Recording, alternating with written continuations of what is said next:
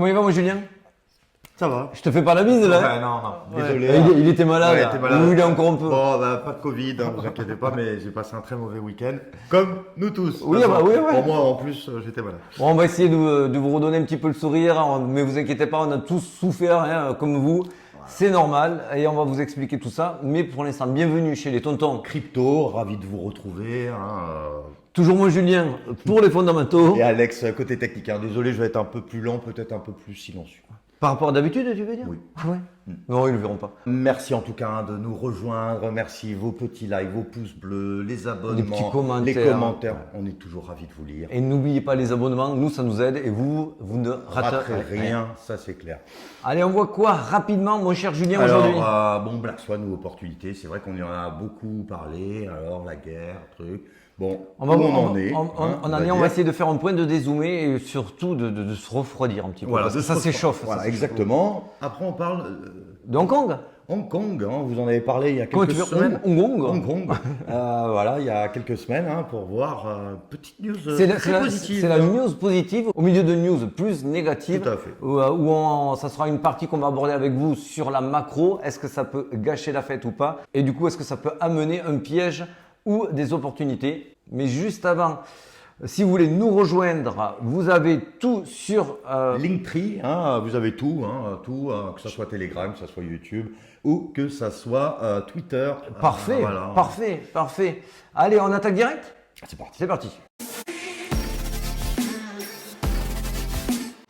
Alors oui, forcément, et ça va être la partie qu'on va développer juste derrière, oui, forcément. Ça saigne. C'est rouge sang. Voilà. Alors, bien sûr, hein, Si on regarde en journée, c'est pas si pire en journée. voilà, c'est pas si pire, pas ça si commence un petit peu À à rebondir. hein, à reprendre un petit peu de couleur, mais c'est vrai que vous avez tous dû voir les portefeuilles ou potentiellement même pas les avoir ouverts. Voilà, alors moi j'ai même pas regardé le Moi, j'ai PNL, même je pas sais regardé, que je regarde pas. je vous le conseille pas, mais je sais que c'est humain de vouloir regarder son PNL, mais moi je me donne des dates pour regarder mon PNL, le reste ça ne m'intéresse pas. En tout cas, ce qui est sûr, c'est que on a subi une baisse qui n'était pas catastrophique du Bitcoin, mais cette baisse-là, vu la dominance du Bitcoin, a fait très mal à qui? À nos chouchous. aux altcoins. Et on va essayer de vous montrer pour voir si c'était un petit peu calculé ce mouvement-là. Parce qu'on sait habituellement que quand on veut rentrer sur les alts, c'est bien plus facile de faire dévisser le Bitcoin qui lui s'y perd 10%, va faire saigner exactement les altcoins en moyenne de 20%, mais les petits projets ça peut aller bien plus que moins 20%. Et bien sûr, vous vous doutez bien que par exemple un gros acteur, il va pas prendre altcoin par altcoin en disant alors vas-y. Ça lui coûterait trop cher. Voilà, ça coûterait trop cher de se dire je mets de l'argent pour faire dévisser et rentrer plus bas sur chaque altcoin. Ouais.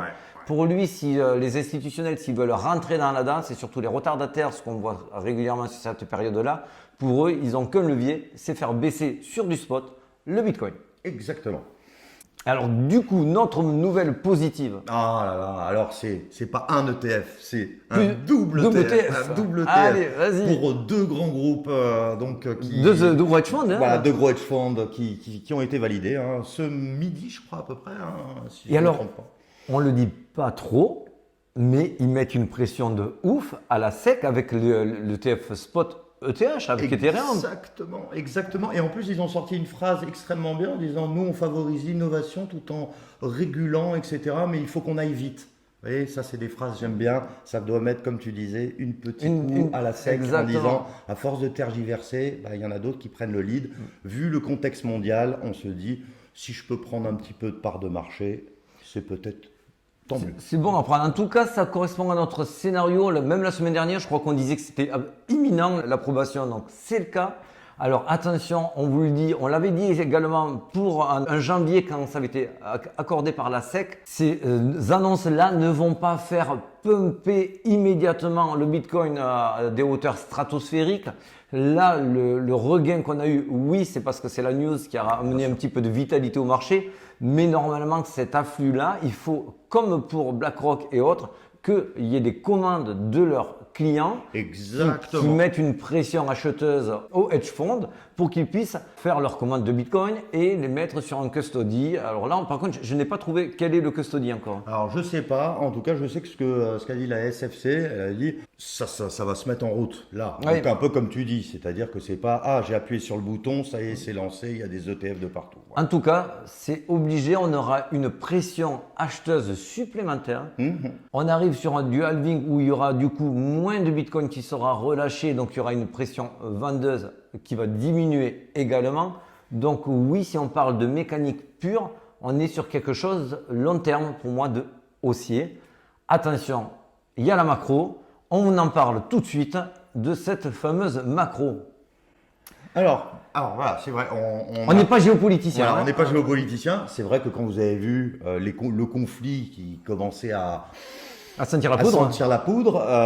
Moi, le premier, on en a parlé avec Alex. Black Swan. Et en fin de compte, si on dézoome et qu'on regarde les autres nouvelles de ce style, attention, je ne suis absolument pas en train de comparer les conflits, un est plus ou moins important, mais juste des conflits qui inquiétaient la sphère des investisseurs. Par exemple, l'attaque de la Russie le 24 février 2022. Ça nous fait une belle spike, mais là on est en daily, mais rien de catastrophique. On voit que derrière c'est ravalé direct et ça repart à la hausse.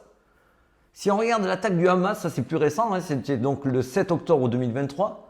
Effectivement, ça amorce sur quelques journées une petite baisse. Mais regardez derrière le pump que ça générait. On ne peut pas dire que ça a traumatisé les marchés et que ça a inversé une tendance. C'est surtout ça, est-ce que ça inverse une tendance?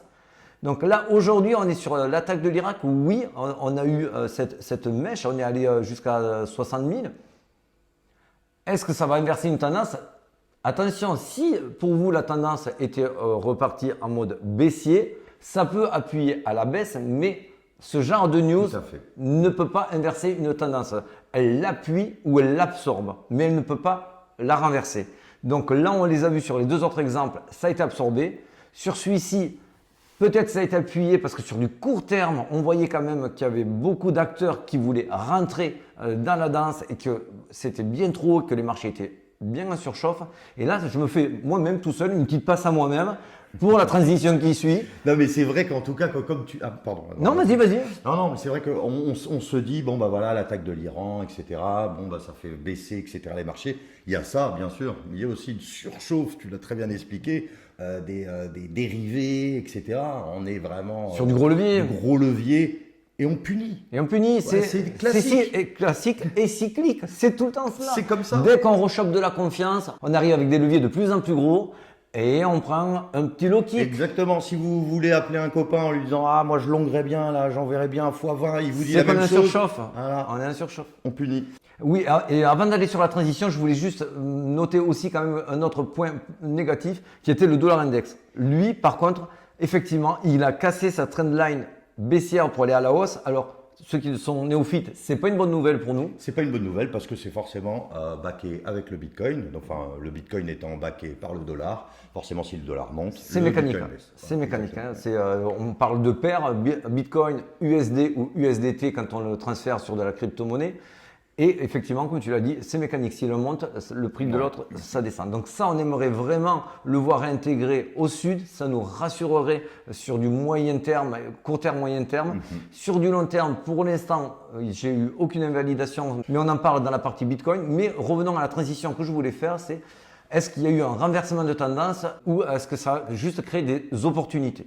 Alors, là, je vais vous demander un petit peu d'attention. Le graphique du haut, je vous l'ai déjà présenté plusieurs fois. Il vous indique ce graphique. À chaque fois qu'on casse un ATH, qu'est-ce qui se passe derrière? Ce graphique, rappelez-vous, on casse l'ATH, on chopait souvent une rectification, correction, moins 18, retracement, moins 18, là c'était ce qui était vu la dernière fois, pour refranchir l'ATH à nouveau. Et c'est accompagné à chaque fois de ce même balayage sur les alts. On se dit, waouh, là on a super souffert, ça fait peur, on a arrêté les frais, on vend, on se retire, c'était vraiment un top. Alors que c'était... Alors voilà, on ne sait pas, on n'est pas devin, mais potentiellement...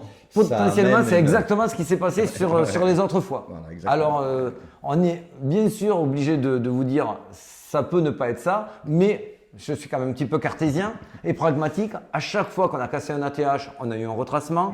Après ce retracement-là, on a eu un balayage des haltes. Parce que ça, en revanche, c'est quelque chose de classique. Entre le pré-bull run et le bull run, les institutionnels qui sont en retard, qui sont à la bourre, vont vouloir rentrer. Et ils ne pourront rentrer que s'il y a un balayage qui est fait sur les haltes. Et alors, on rentre où quand on est un institutionnel? Dans la zone de rechargement. La RLZ. La RLZ. Et ça, je vous la montre juste après. Mais pour l'instant, je vous montre le comparatif. Donc, le graphique du bas, c'est le marché des altcoins. On appelle ça le market cap. Et on cumule toutes les altcoins. Donc là, le total 2, c'est tout sauf Bitcoin. Donc là, effectivement, on a cassé la TH, on a fait moins 18, peut-être moins 20% avec ce qui s'est passé la nuit de dimanche. Et sur les alts, on a fait un beau moins 30%. OK. Alors, on va voir sur les autres fois où on a cassé le fameux ATH. Donc ici, par exemple, hop, on y va, on s'y pointe de la même manière. Donc ici, vous voyez, je vous le mets en dessous. Quand on a cassé l'ATH, on a fait un moins 18% également et on a eu un moins 30. Un moins 30. Voilà, c'est le tarif. C'est le tarif. C'est le tarif. Si on revend encore derrière, là c'était bien pire, on l'a eu en 2 fois, certainement que ils ont voulu rentrer progressivement ou ils se sont réveillés un petit peu tard sur les altes. Là, ici, on a eu un premier. Voilà, moi je m'en souviens, je m'en suis pris une belle ici. Là, moins 60%, ça saigne. Hein. Donc là, ça correspond pas quand on a cassé la TH, mais quand on est passé dessus et qu'on est revenu faire rentrer les institutionnels. Là, on a eu moins 60%, je peux vous dire, ça fait mal. Ah, ça fait mal. Ah, oui, ça fait mal. Surtout qu'on était au début, tous aux prémices, on ne connaissait pas trop. C'est sûr que vous prenez un moins 60, vous vous dites, qu'est-ce que j'ai fait? Sinon, si on compare vraiment l'autre, quand ici on a cassé la TH et qu'on est repassé au-dessus, on a eu là aussi un moins 40% sur les altes. Donc, est-ce que c'est le schéma qui se reproduit encore ou est-ce que c'est vraiment un piège baissier et on retourne à la case? On ne peut pas en être sûr. En tout cas, mon travail m'oblige à vous dire que ce que tu vois. Ce qu'on voit, et aujourd'hui, ce qu'on voit, c'est ce qui correspond aux autres fois. On a raison, on a tort. On ne peut pas en être sûr. Moi, n'en étant pas sûr, je me suis gardé beaucoup de stablecoins. Pareil. Alors voilà, on en a parlé ensemble. C'est vrai qu'on a mis beaucoup d'ordres, on va dire, on appelle ça des épuisettes, un petit peu partout, voilà, on a capté quelque chose. Mais il reste du cash en tant que tel. Je ne me suis pas surexposé. Je ne sais pas parce qu'on vous dit ça qu'on vous encourage non plus à vous surexposer.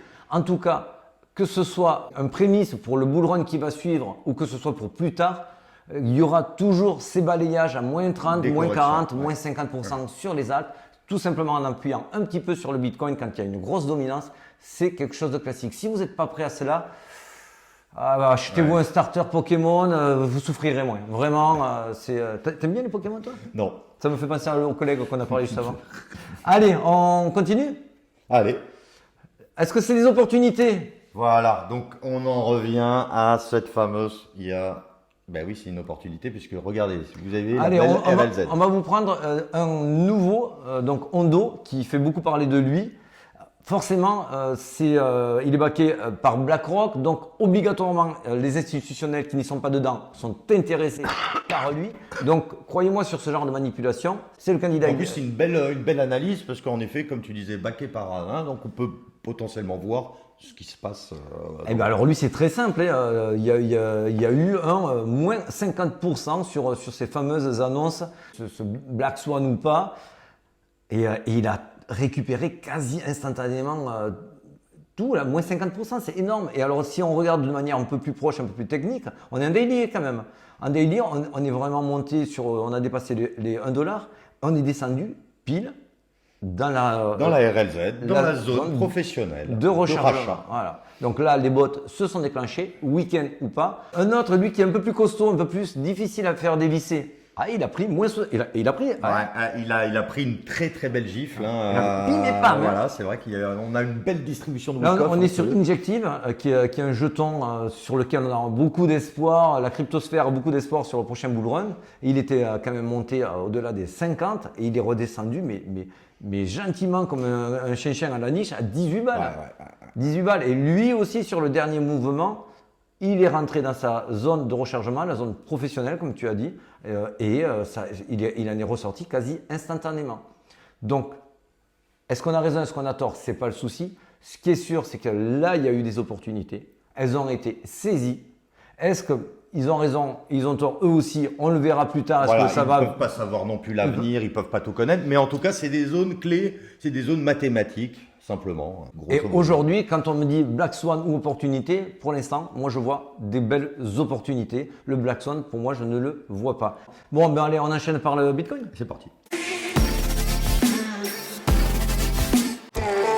Alors ça va être rapide cette fois-ci. On est en Fear and Greed Index, mais il est faux ce Il 74. est faussé parce qu'on s'est même dit tout à l'heure, 74, on le trouve un peu mieux. Là, on est à 65. On est à 65 sur Donc l'indice de CoinMarketCap. cupidité est beaucoup plus calme, c'est-à-dire qu'on Ça a respire, calmé hein. les plus fous. Ça respire. Est-ce que ces ventes-là ont fait remonter le stock dans les exchanges, à savoir le supply des bitcoins? Toujours pas. Toujours pas. On est super bas. Donc pour l'instant, moi je ne vois pas encore vraiment la catastrophe absolue. On peut se tromper. Les ETF se stabilisent légèrement positifs ces derniers jours. La pression a diminué, mais avec nos amis asiatiques, est-ce que ça va Est-ce que ça va faire une petite escalade, hein? Attention, hein, voilà, une escalade positive. En tout cas, pour l'instant, on est venu sur le dernier mouvement, là aussi sur le Bitcoin, taper très sommairement la RLZ pour rebondir. On est dans l'objectif de ce triangle quand il est cassé vers le bas. Normalement, on récupère cette hauteur-là et on la reporte, on y est quasiment. Est-ce qu'on va aller en dessous de cette zone-là? Pour moi, ça sera un point d'invalidation. Voilà, moi je n'aimerais pas voir Bitcoin en dessous des 60 000 s'installer, car si on y va, là la fête sur le moyen terme, long terme, je ne serai plus haussier. Oui, parce qu'on rentrerait dans une dynamique où les plus bas sont de plus en plus bas et les plus hauts sont de plus en plus bas également. Et ça c'est pas bon. Si on va vite fait sur le court terme, il s'est passé ce qu'on vous avait annoncé, notamment sur Telegram et sur la dernière vidéo, où on avait supprimé ces deux creux qui étaient des liquidités à prendre. Donc je vous les supprime. Et il manquait toutes ces liquidités ici à supprimer également. Donc je vous les enlève aussi. Donc là, toutes les liquidités ont été supprimées. On en a créé au nord. Donc maintenant, pour l'instant, on a plus de monde à faire sauter au nord qu'au sud. C'est ce qui est le côté positif aujourd'hui sur du court terme. En tout cas, là, moi maintenant, ce que j'aimerais voir pour être énormément rassuré, c'est de repasser au-dessus de cette résistance des 67 000 autour. Hein. Ne bloquez pas sur une virgule. Cet après-midi, j'en ai parlé sur Telegram, j'allais être vraiment vigilant sur cette zone des 67 000 où forcément il y allait y avoir un rejet. Est-ce que ce rejet, il va être maintenu ou est-ce qu'on va aller le re-attaquer pour passer au-dessus, notamment avec cette trendline là et revenir donc du coup dans le triangle haussier? Ça, pour moi, serait vraiment un signe fort qui me ferait repasser haussier sur du moyen terme. Sur du court terme, ça va être encore un petit peu de range. Je n'ai pas vraiment de data qui nous disent attention, c'est plus au nord, c'est plus au sud. On a l'order flow qui a été lessivé. Alors ça c'est génial. Ça déjà c'est ce qu'on veut voir. L'order flow et surtout l'open interest, à savoir les personnes qui veulent rentrer avec du levier, se sont beaucoup calmés puisqu'on voit elle est tout en bas. C'est vraiment très faible. Et c'est ce qu'on veut voir pour avoir des mouvements. Alors bien sûr la volatilité peut partir dans tous les sens, mais en tout cas c'est vrai que quand il y a trop de monde, dites-vous à chaque fois qu'on balaye. Il y aura un petit low kick. Et le low kick, il a été beau puisqu'il y a eu quand même des très belles liquidations sur le Bitcoin. Je crois qu'on est à un demi-milliard. Et sur la totalité, on dépasse le milliard, il me semblait. C'est énorme, hein. C'est assez rare, on va dire. Là. Donc là, les tontons, pour l'instant, soyons prudents. Sur du court terme, les scénarios possibles, quand même, allez, je vais vous dire vite fait ce qu'on pourrait avoir. On pourrait avoir ici, parce que là, on est sur une FFG, on pourrait avoir un rebond et repartir au nord ici. L'autre scénario, ça c'est le scénario que je vais légèrement privilégier. Ne vous enflammez pas. C'est pas parce que je vous dis ça qu'il faut... Ah, tonton, il a dit to the moon. Non. Qui lui peut être un rebond ici. Venir rattaquer parce qu'ici on a laissé une fair value gap aussi attaquée. On a également un order block qui peut faire appui et repartir ensuite vers le nord. Mais on peut tout aussi bien repartir vers le sud. Et ça serait vraiment pas bon parce que comme tu disais tout à l'heure, des hauts de plus en plus bas, des bas de plus en plus bas. Voilà. Donc voilà court terme nos plans pour l'instant. Donc on va être... Restez vigilant. Prudent aussi. Prudent, attention.